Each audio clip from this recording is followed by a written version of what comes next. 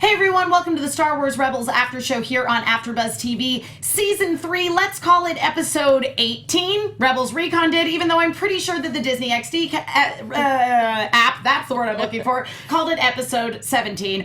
It is entitled Precious Cargo. We'll be breaking down the episode in just a moment. You're tuning into the destination for TV superfan discussion, AfterBuzz TV. And now, let the buzz begin. I literally, in my brain when I typed Precious Cargo, it said Secret Cargo. But it is precious. It is very precious. Very our hashtag As a matter is doing of fact. a secret tunnel parody, Yeah, and I'm like, secret, that is why yeah. I remembered it. Yeah. So thank you. As I say, I did actually know the episode title, but I'm gonna blame autocorrect for this, guys. It'll work. That's a hell of an autocorrect. Precious works. It has a similar. It does. I think it adds a little something. Yeah, it's like precious cargo. I'm off to a great start here, guys. Welcome to the Star Wars Rebels After Show here on AfterBuzz TV.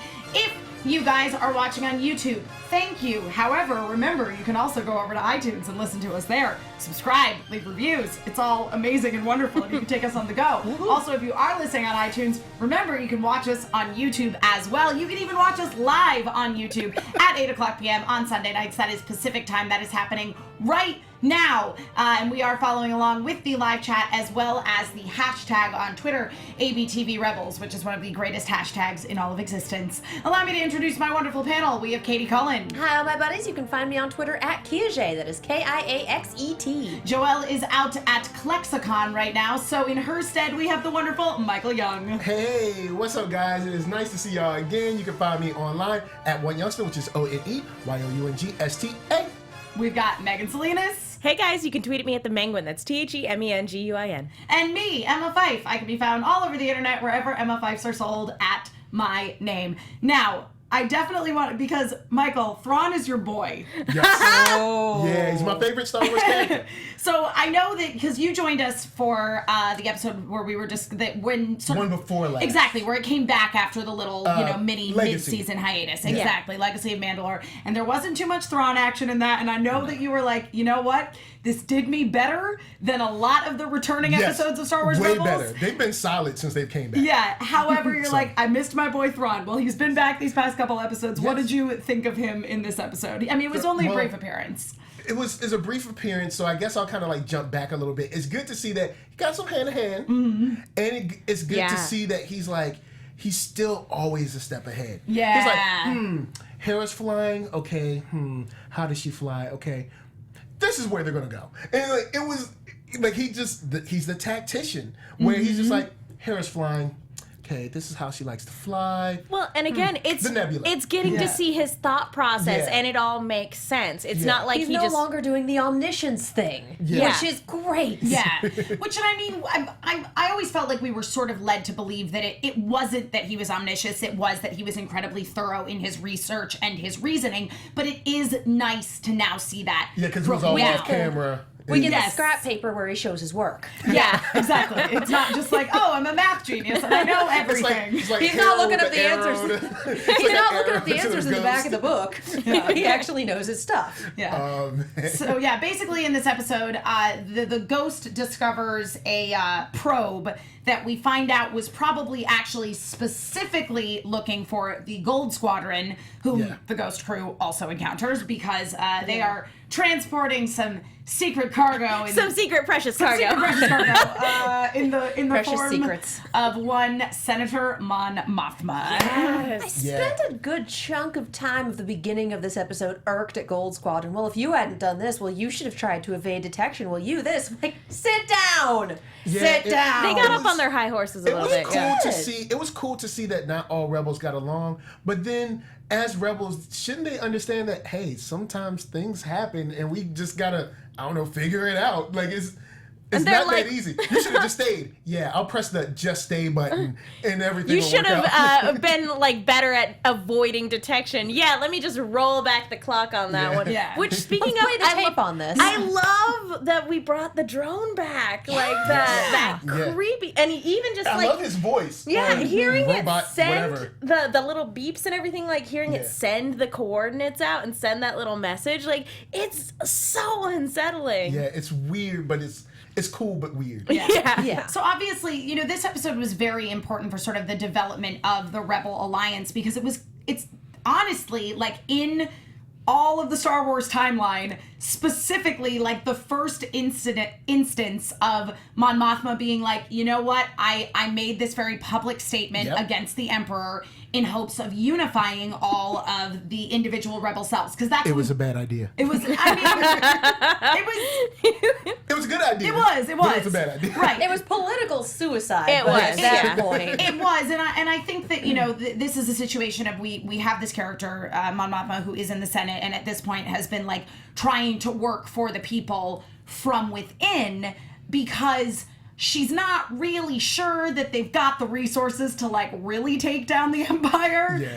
Even though like fundamentally she is against it, certainly. Yeah, and she's seen it incrementally get worse and worse. The way she puts it, she's like, I've seen the Emperor take away vital rights and privileges away from people bit by bit over the years, and she's tried to stop him at every turn and just gets outvoted or just outright like bullied into, you know, or steamrolled over in the Senate. And so it's very interesting to hear the political side of it. And it's hard not to do the political parallels because it's for your safety. It's for your safety. This travel ban is for your safety. This lockup is for your safety. And suddenly, and after a while, it's like, wait, what happened? I'm not allowed to do anything anymore. Yeah. Yeah, and he's, you know, he meaning Palpatine or the Right. Emperor has kind of like slowly, strategically placed yes men all around the Senate Yeah, to where the exactly. Senate is, and I'm sure Mon Mothma has noticed, like, the Senate isn't really even... It's not we're just representative of kinda the here. people anymore. We're just yeah. kind of here to be here. We're not Yeah. even like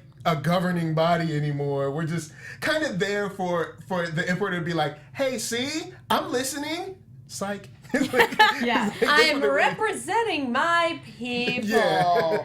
But I haven't held a town hall in 10 years. Well, he said he was going to relinquish the power once the threat was gone, but all these rebels keep popping up. Clearly, So, the galaxy I isn't guess I'm safe. just going to have to stay. You're not safe yet. Yeah.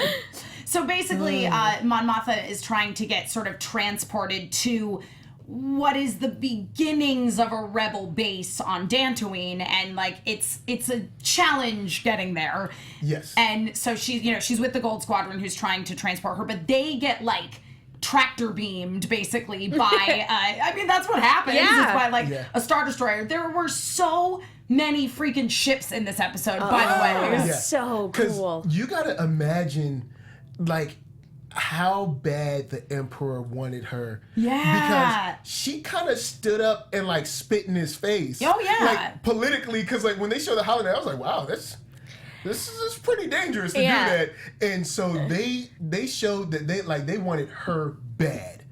Yeah. And she got away. Well, and they wanted her alive too, because it's like that is the type of person you want publicly Yeah, executed. you want to, like, make an example of, like, you don't speak against and then, of course... if they're dead, they can't recant their statement. That's the point. You want that person to be forced to go on camera and say, Right. I was wrong, I said this, I never should committed have said this." treason. And then Yeah. after that, they just disappear. And someone's like, hey, you know what? We haven't seen Mon Mothma in a couple of Yeah. No, it's absolutely true, because if they did kill her, she would automatically become a martyr. Yeah, Yeah. exactly. So you needed her You alive. need to discredit her recant- and humiliate her. Yeah. And then kind of like make her disappear. Right, exactly. Well, Quietly. knowing that we have Mon Mothma in the movies, we've run into this a couple of times before on this show, where it's like, okay, we have this character, we know that this character goes on to be in the movies, so they're going to be okay, and everyone that throws in with them directly is going to be okay. And sometimes that kills the drama. Not so much on this episode. Yeah. No. This was nuts. I did not feel that way. And one of the other like Gold Squadron pilots got killed. Most of the gold All stars of the fired. other. Yeah, Two everybody. was unconscious, and she was lucky for that, because everyone else except for one got wiped Now I will say that out. when Ezra jumped in the pilot seat, I was like, I will say that even though this episode was solid, the second he got in the pilot seat, when he got in the cockpit, I was like, get ready for some magical flying. You have an Anakin Well, moment. at least he wasn't like, this is pod racing. At least they had that moment where Hera's like, remember what I taught you. Yeah. So you can infer from that she's been giving him lessons on, off camera. So it wasn't as magical as just, Anakin magically being able to be an expert I still want to see pilot. Hera in a B-wing one more time. Yeah. Man, she is so sweet.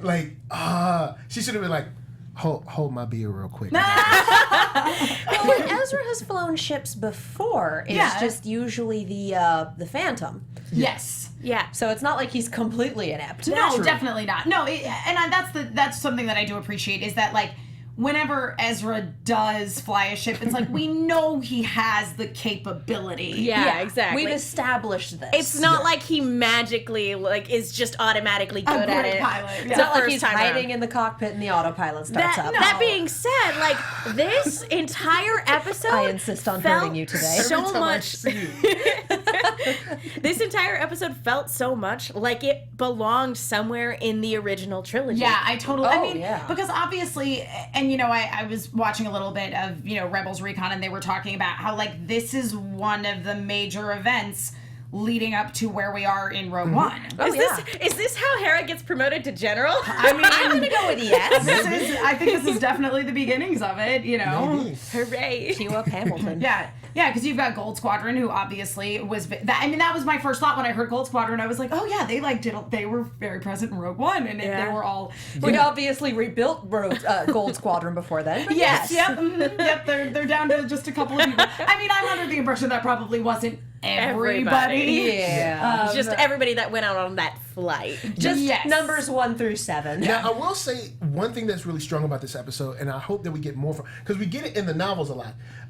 There's always been rumblings about, politics shouldn't be in Star Wars because of kind of the way the prequels Because went of down. the way the prequels went, yeah. But political intrigue has always been great. Yeah. I would love to see like this kind of political intrigue, like Designated Survivor in Star Wars, or like any like the kind of like sneaky stuff in like 24, or things like maybe like The Brief, or Pelican Brief, or like A Few Good Men, that type of stuff could be done in Star Wars. It's just that unfortunately it didn't come off as well. It's all in the execution. Yeah. Yes. Because Well, this, and I was we've like, wow, always- I'm interested in this senator. Yeah. We've always had politics in Star Wars. Yeah. It's just been a little more about the magical space Jesus aspect of it. Yeah, totally. That was the focus of 4 through 6. And then when we tried to kind of reel it back and be like, okay, here's some magical space Jesus, but also politics, everyone kind of went, yeah, but you also put Gungans and midichlorians in here, and we wholesale don't trust you. Well, and I think that, some of the reason that it does work in Rebels is because Rebels is, even though, yes, you do have Jedi characters in it, it is just as much about your sort of outlier characters, your sort of other good guys, so to speak. Yeah.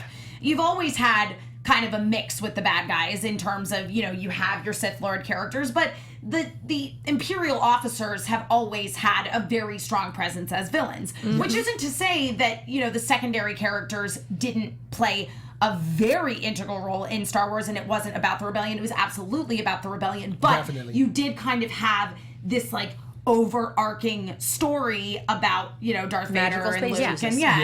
and that became too much of the focus.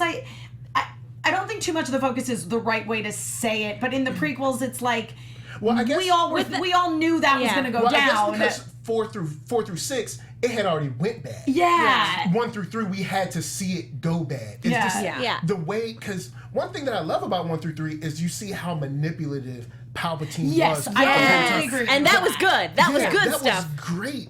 It's just That the opera rest of it scene is didn't- still fantastic. Yes. Yeah. One of the things I love about the opera scene, or I wish was different about the opera scene, is that I wish they would have kept the camera behind them the whole time instead of cutting to the 3/4 shot. Yeah. Just keep it behind them the whole time with them in the dark and having the lady float and stuff, and then, the floaty opera thingy, and then him just telling that story about Plagueis and everything. Yeah. And it's like whoa, this guy is definitely the Sith Lord. Just Anakin's like, this is the guy. It's like, I gotta tell on him now. Speaking of, go ahead. Well, we're running a little low on time today. Yeah. Oh, I was just going to say, speaking of the Imperial side of things, when we do cut to the Imperial officers, we were talking about this a little bit before, but Callus was noticeably absent. Yeah. He was. I feel like we're I'm not sure going he's to. fine, I but- feel like we're not going to see him again until he shows up as a plot point. He's no longer going to be the In the room Imperial where it dude happens. in the room where it happens. Well, because at this point we also know, not obviously exactly what his role in the rest of this is going to be, but what sort of. We're pretty sure where how he'll be Thrawn has used. kind of put him in his overall giant chess game Yeah. of the universe, if Yeah. you will. So he's not getting trotted out yeah. again until he gets used. Exactly. I always love too in Rebels. One of the things that again is how sort of specific they get about some of the details of the galaxy. Like I loved when Thrawn was reasoning out, like, okay, how would Hera try to elude us since he knew she was flying, and he brought up this nebula is a very like popular route for smugglers, to yeah. take because we cannot follow them or. So they think. So the rebels thought, but they just rolled out them TIE defenders. I like they're that they smart. brought that thing back, was too. and I like that it wasn't destroyed. It was just we wrecked its shields. It's peeling off. It'll come back. We know it's still out there. Not to mention just how gorgeous it is to I see know. all of these ships flying through the nebula. Yeah. And the guy who was piloting it had a name. He'll be back too. Yeah. Probably with a vengeance. Yeah. Yeah, the space battle. I mean, I think the space battles overall in Rebels are really, really good, but I just thought that this episode was so beautiful. Especially Yeah. the end. Yeah. Yes. Especially because basically, the Star Destroyer that manages to kind of follow them in with the help of the TIE Defenders is like, yeah, we're gonna shoot the rebels down, and then Hera figures out like, no, we can't shoot at it because of the shields that it's got up, but would shoot into the nebula, and the nebula basically reflect back on the ship. Yeah. And You wreck knew it. the it cost torpedoes us- thing was coming back the moment they mentioned it. Like, Yes. disable them. They've been known to combust with the gas around, and it gets bad. And I'm like, all right, that's Chekhov's torpedoes there. That's coming Chekhov's back. exploding nebula. Chekhov's Torpedoes, exploding check. nebula. Lo and behold, that's and- how and that was a beautiful shot. Oh my gosh, So yeah. good. Like the scenery itself is chewing back. just all the destroyers on fire as they go into hyper. Yeah. And all the cool. pieces just peeling off like, this is amazing. This Yeah. is Yeah. glorious. Well, I love it. And we've talked about this before, but in terms of representation of like the different people that comprise the rebel groups, like the fact that like the person who like threw themselves in front of their ship, so and sacrificed their life, that was a female pilot. Yeah. And like not it's upsetting, but at the same that this person died, but at the same time it's like, look, the rebels are made up of a lot of different people, and women are heroes too. Thank you. Thank you, Miss Kennedy. Thank you so much. Yeah. No, I agree. I was thrilled to see that there were, lady pilots. And that's something that's been going on very strongly, since sort of the whole Star Wars revival with Rebels and Force Awakens. It just makes me smile. I almost whenever cried I see it. when I heard a girl's voice on Hyperspace Mountain. Like, you know what I mean? Yeah. I know, right? Yeah. And everyone's checking in, and it's like, Yeah. And then, of course, the episode wraps up with Mon Mothma being like, you know what? Screw it. I resign from the Senate. I'm done. Can you guys now. resign at that Let's do point this. after you've committed treason? I'm gonna go with yes. Fired. I think she'd be pretty darn fired, yes. That is definitely a bridge you've burned. But there haven't been any formalities yet. Yeah. That is true. Yeah. So That that is is true. the formal. Yeah, It was I kind out. of cool to see that she was like, "Look, I tried. I Yeah. tried the nice way. We're gonna have to fight these guys. Yeah, the nice way doesn't work anymore. We're just gonna have to fight." Yep. And like it's kind of cool to see because she's super peaceful. So for her to be like, "All right, we're just gonna have to fight," then it's bad. And to hear Yep. her connect with Hera too, just like, oh, I wish, I envy you, pilots. Yes, Oh. that scene with her and Hera, where So good. So good. where Hera was Yeah. basically showing a lot of deference towards her, obviously because she is this known sort of champion of the people within the political system. Yeah. And then Mon Mothma, as you say, being like, oh, it must, it's really would be great to just be able to Leave your problems fly off behind. and Fly off into like, the sunset. yeah, and Because but like Mon Mothma, she's like the person that you make monuments out of. Yeah. She's gonna have she's gonna have some schools named after her. Yeah. She's gonna have like an airport. Maybe a named after her. library. And she's gonna have like a And statue. that's when you know you've made it. The library. But then again, to hear Hera say to her, like, I can't imagine you running away from your problems. Like, that was such a just strong statement that shows like how much deference this woman is held in, as we see after she makes her speech, and they just have this sort of moment of silence, and then all the rebel ships start to like jump and when out they of start coming in, it's hyperspeed. just like, Yep. yes. Yep, they jump out of hyperspace, and I would it have works. watched an hour-long scene of the two of them just having tea and talking. Yeah. Yeah, absolutely. Definitely. I would have been down for that. Yep, absolutely true. Any other things about this episode that you guys want to touch on before we have some real quick predictions? We had someone in chat, and it's a ways back, so I don't think I can find it, say, would Thrawn have let her go in order to get the rebel fleet together to try to get them all at once? I'm going to go with probably not, because they really did want her back. Yeah. And her uniting all of these independent cells makes them stronger. It's true. I think that he will see that as a possibility now that his initial plan failed, but I do honestly believe that they wanted her. They didn't throw really it. wanted They her. wanted her Yeah. back like immediately. Yeah. Yeah, Although, he didn't throw that plan. That was something that actually would have worked had the two surviving A-Wings not survived. That Yeah, being you're said, right. like, he's such a smart character that he can probably find a way to turn this loss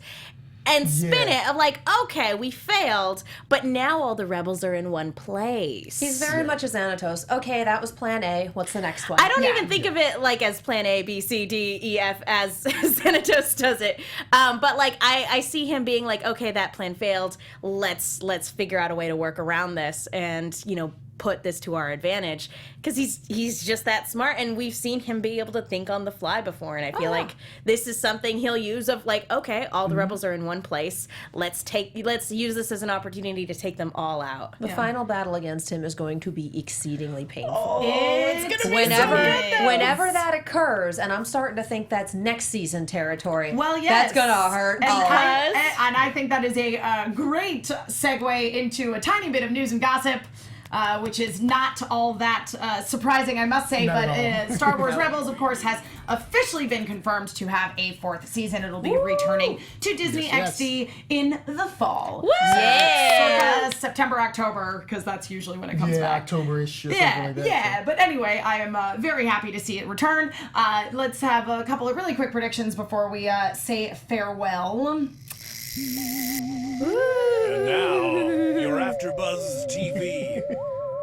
Did we get a trailer? Yes. Well, they don't I really do missed it. trailers so They do much as they do like scenes for the little. next episode. They do like little clips from the next Yeah. episode, and it's called Double Agent Droid, I believe. Oh my god. And it appears to definitely be chopper centric. Yeah. Here we go. Yeah. Murder Be by the angry guy. Here we go. He spent a chunk of this episode literally turned off. Yes, So- he did. Yeah. Yes, he did. But yes, it appears that in the next episode he is perhaps infiltrating an Imperial ship. So that should be a wonderful time for all. that's gonna be That's, I need that's it. interesting. Since he's infiltrated Imperial ships so many times I know. before, you'd think that the Empire would be like, okay, every single droid of this type needs to be like triple checked. Yeah. Droids are Before- invisible. They're not people.